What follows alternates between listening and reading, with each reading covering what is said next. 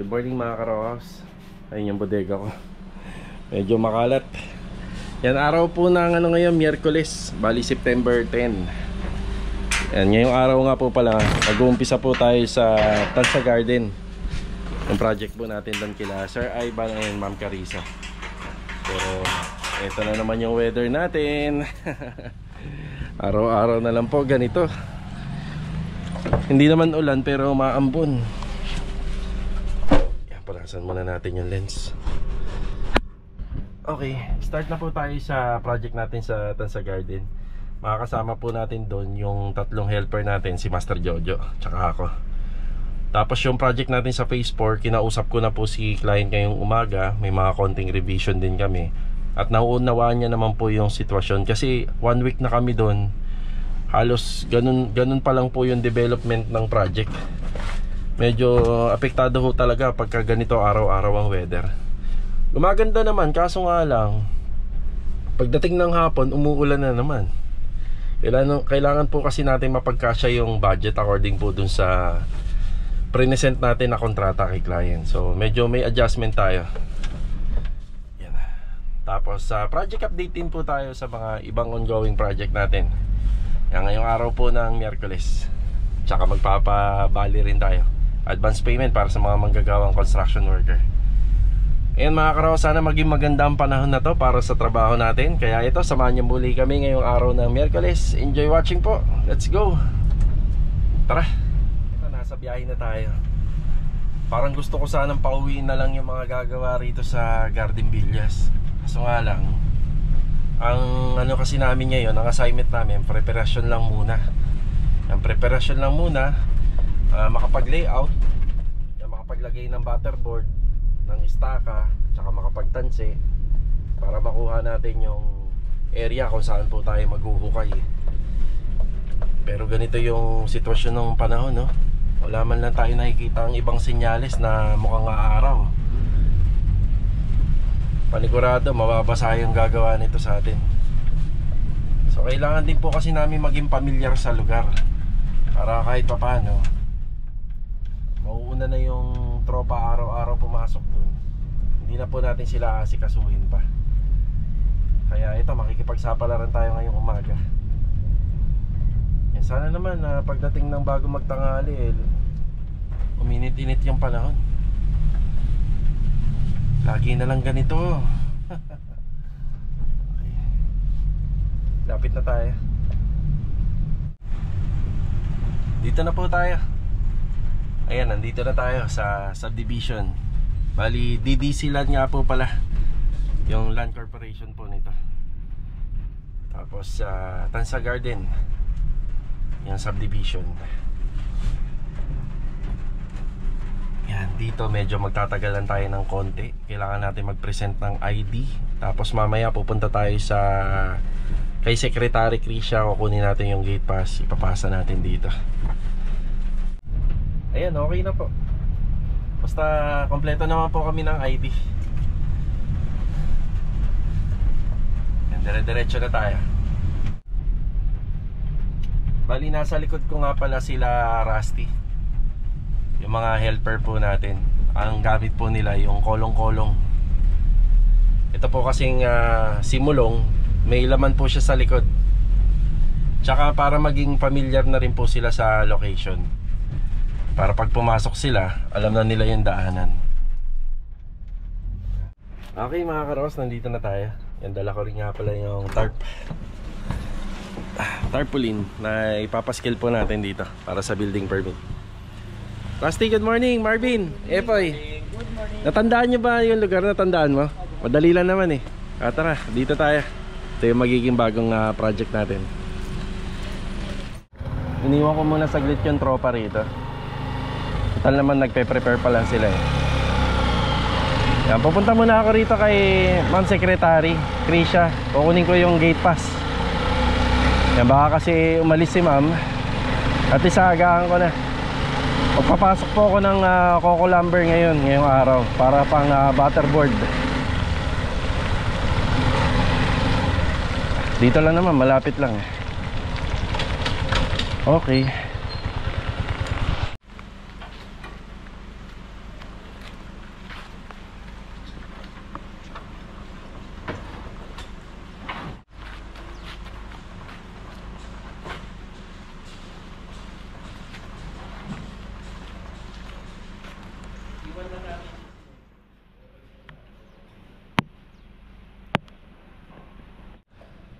Bali ito mga karos, binabala namin yung mga gamit pantrabaho. Tapos itong mga materyales na makikita nyo, nilagay po ng developer yan dito kasi may mga punch list sila client na hindi na po yung developer yung gagawa. So naglagay na lang sila ng materyales. Ang ginawa na lang po natin, hinakot na lang po muna natin kasi ano yan, madudumihan lang po yan dito. Pero maaari po rin natin gamitin to kapag finishing na. Ayan o, magagamit din po natin yan. Ito mga karos, bali start na po kami rito. Hintayin na lang po nila si Master Jojo. Ako naman pupunta ng Anyana ngayon. Yan, tapos ito na po yung gate pass. Bali medyo madami. Dito nga po pala, pag more than yung list of materials, more than 10 or 10 and above, ang validity nito is 5 days. Pero pag ganito lang po, 1 day lang. So dinamihan na natin. At ayan, 50 pesos po kasi yan, kaya medyo dapat madami na. Ayan, okay na. Ayan, start na po kami rito. Si Master Jojo papunta na. Bali magle-layout po muna para makuha natin yung mga location nung istaka, tsaka yung pinaka location din ng mga poste. Ayan. Ayan. Iwan na rin natin yung sa plano. Yung tarpaulin pala dito na muna pansamantala. Pero pagka makaluwag-luwag, umuulan kasi, papapaskil natin dito. Ayan na. So ito yung sa plano ng bahay.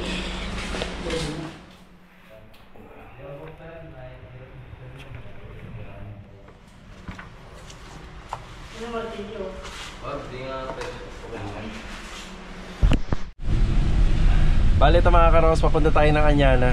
Ito habang nasa biyahe tayo, napapaisip ako na baka magpa-undertime na lang ako. Kaya kita nyo naman, no? Napakasama ng panahon natin ngayon.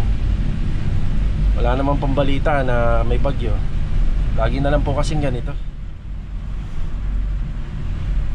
Yan o. Ito talaga kalaban natin sa construction eh. Okay, yan.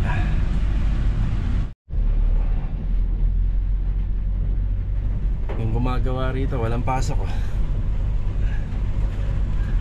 Mahirapan talagang gumawa pagka ganyan. Mukhang yun sa atin din, ganun. Pero tingnan natin. Kasi hindi naman ganun kalakas yung ano eh, yung ulan, parang ambon lang to eh.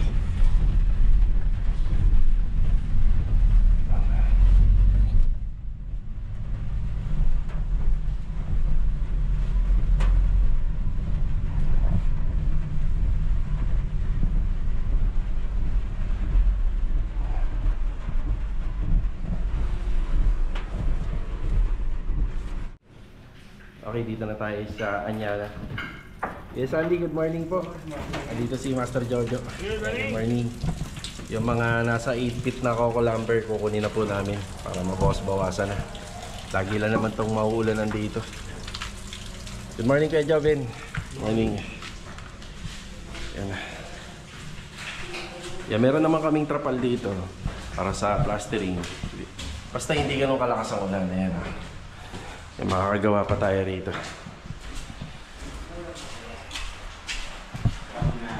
Ricky, good morning Ricky. Good morning, Donis, ayun si Donis. At saka kay Doming. Kuya Doming, good morning. Basang-basa ka na, Kuya Doming ah. Yung lumang trapal natin. Yan na ba yung nando sa baba? Yan na yun? Oo. Yan naman yung papalitadahan. Ay, extra trapal. Magdadala ako rito mamaya. Pagka mahatid ko lang yan. Si Adonis kaya nandito. Siya yung master plumber kasi natin. So asikasuin niya yung mga linya ng ano dito, water line at saka yung sa PVC. Ulan. Gawa na lang kayo ng paraan na hindi maipon ng tubig dito. Wala tayong tagusan eh. Ay, pinutasan namin boss, tapos pinapingin dito konti. Para papunta mo na doon. Sige.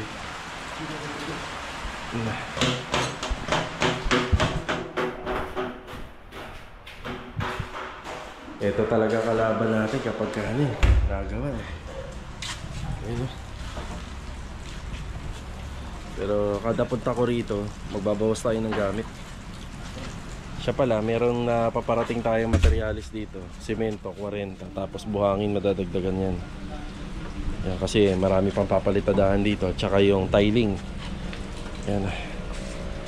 Yan, buti na lang hindi masyadong mahigpit si Anyana ngayon sa atin, kasi nung nagtrabaho tayo din sa Anyana Bel Air Central, talagang mahigpit sa atin ang ano doon, ang developer. Naiintindihan naman nila.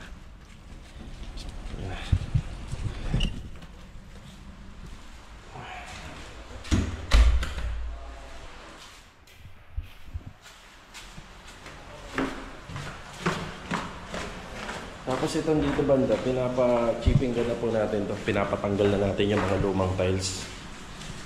Yan, dalawang chipping gun yung gamit natin dyan. Ivory.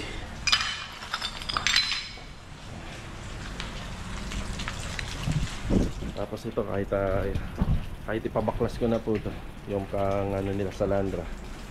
Tapos yung mga pinagbista yan, diretso na po rito sa gilid. Yan, pinapaluwag na po natin to. Ito pa yung mga natitirang materyales dito na gagamitin pa po natin dito sa renovation.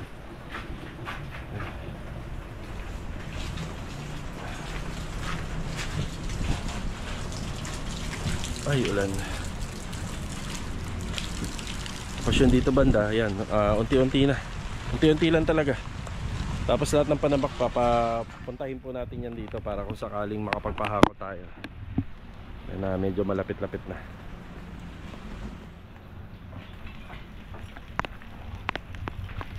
Basta naman yung kisame natin dito. Ayan, oh. Maayos yung pagkakagawa, oh. Wala pong bakat ng tubig. Yan po yun, oh. Walang bakat-bakat ng tubig. Maganda po yung pagkakagawa natin dito. Yan, wala pang flashing po yan. Pag nalagyan ng flashing yan, mas maganda.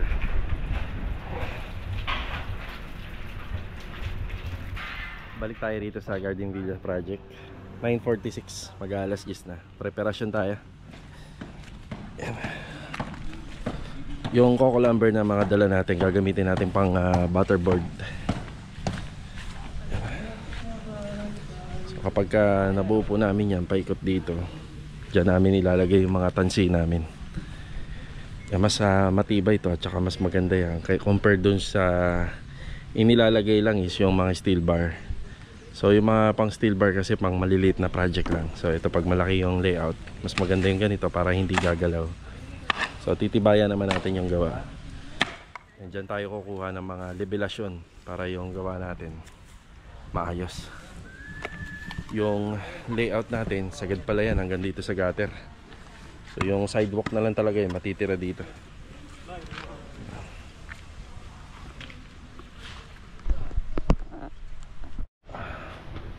Yung pinaka length natin dito sa back extension, 895 cm or 8 meters and 95 cm. Check natin kung hanggang saan. Hanggang saan? Diyan? 90. 890. Dito.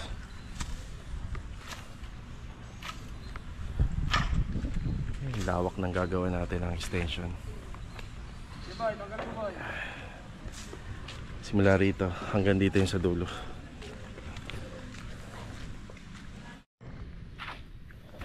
May tulong pala tong masking tape natin. Yan, kasi kung lapis lang mabubura. Yan, may tantos na lahat yan.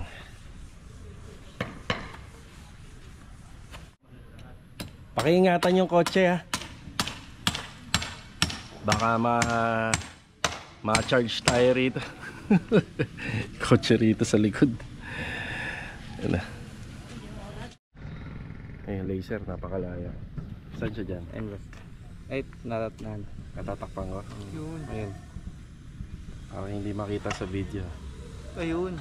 Yan. Kita ko nga. Yan na. Grabe yung laser natin, hanggang dito.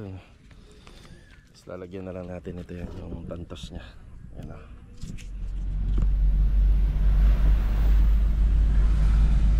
Bali mga karakos, umalis muna tayo doon sa Garden Villas. After 1 hour magbe-break na rin yung tropa natin doon. Asikasuhin ko muna yung mga materyales na ipapasok natin ngayon doon. Magpapasok na kagad tayo ng mga steel bar. At saka yun nga, yung Coco Lumber ko, kumpletuhin pa yon. Hindi pa ho kasi nakakot lahat dun sa Anyana Beller East. At saka meron din tayong alambre na mga ipapasok po dun para sa panimula. Hanggang ngayon hindi pa rin nagbabago yung kondisyon ng weather. Hindi ko alam, baka may bagyo nga talaga. Thank you. Good. Ayan, dito tayo kay Madam Melanie Hardware. Yan. Binigyan nila tayo ng pala. So bigay lang po to. Tapos ito, bumili tayo ng hand gloves para doon sa mga gumagawa. Yan. Tapos mga karos, yung ano nga po pala, yung in-order nating materyales, bali 40 semento, 2 cubic ng buhangin, worth of 10,000. Bali dala po kasi nila Kuya Willie yung ano, yung resibo kasi magdi-deliver sila dun sa Anyana. Nakasalubong ko na yung truck nila kanina. Yan, bali ito po yun. Yan, kukunin na lang natin mamaya kay Melanie yung resibo. Tapos mamayang hapon, ongoing naman yung deliver ng mga bakal natin para sa project dun sa Tansa Garden. Yan, break time muna. Tara. Ito, after break time, nagpagawa pala ako kila Bilog ng ating sariling bareta. So ito nga po pala yung tubo dun sa scaffolding. Kasi may mga scaffolding na kami na na-reject na. Yung iba talaga kinalawang na ng gusto. Tapos ito yung parang sa plancha. Yan, makapal po yan. Makakatulong to para dun sa paghuhukay sa project natin sa Garden Villas. Dagdag gamit. Tara. Sir, ma'am. Inabutan natin sila, sir. Sila, ma'am. Makisuyo, ano? Bukas.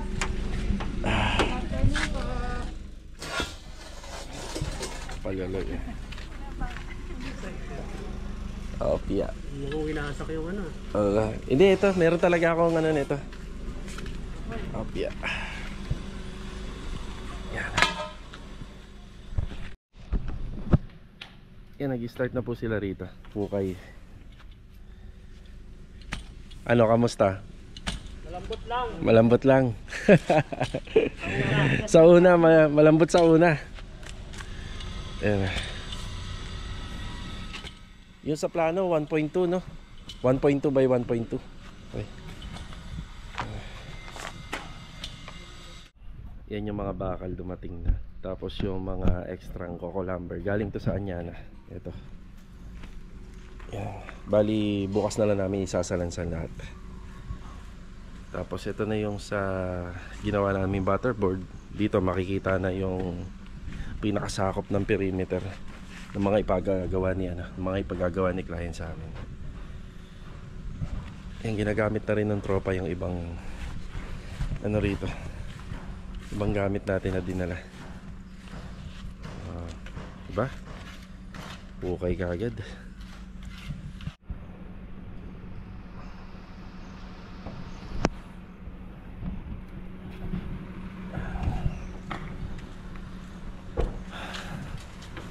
Ayan, bali, kaya nandito sila, sila client. Pinahatid natin sa kanila yung blueprint. Yung kopya kasi namin, yung ano lang, yung maliit. Yan, para mas makita namin ng gusto yung mga numero dito sa plano. Yung sukat niya. Galing pala tayo kay Ma'am Melanie Hardware. Yan, ngayong hapon. Bali, kanina nung umorder tayo ng mga materyales para sa Anyana project, ayan, binayaran na po natin. Yan, 10,000 pesos. 40 na bag ng simento at saka 2 cubic ng buhangin. Yan na.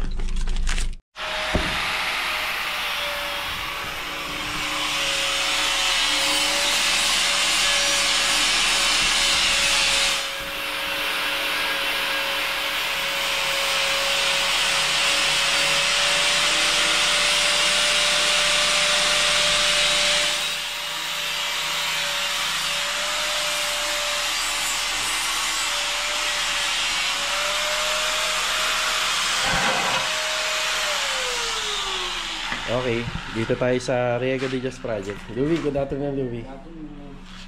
Louie, susukatan natin to. May pinapasuyo si Ma'am. Yan na. Bali,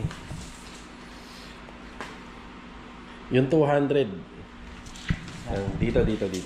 200. Sige, ano ka? Yan, ano, 200 yan? 230. 230. Yan, maluwag-luwag pa pala, ma'am eh. Yan, maluwag pa. 200. Yan, 200. Lamesa sa gitna yan, plus 2 table na nakabuka na. Oo, yan. Kumbaga parang, yan, maluwag pa. Tapos yung dito naman, bali, ilan to nila? 200. Teka lang. So, kanina, 200 eh. Ito naman yung, teka, 293. 293. 290. 290. Yan, medyo dikit na nga dito. Masyadong mahaba. Oo, masyadong mahaba. Dikit na rito. Mga 2 meters.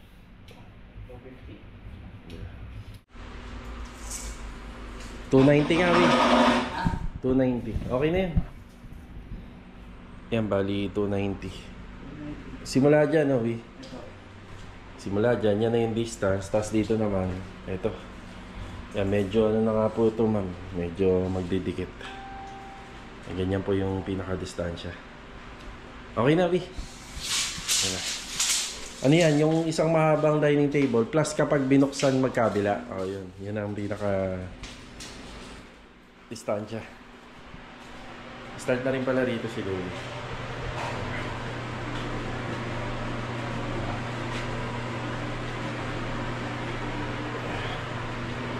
Tapos dito white tiles na lang.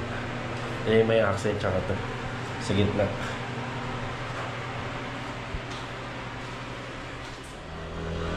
Baleta mga karos, bumalik na tayo sa Tansa Garden Premier or Tansa Garden Villa.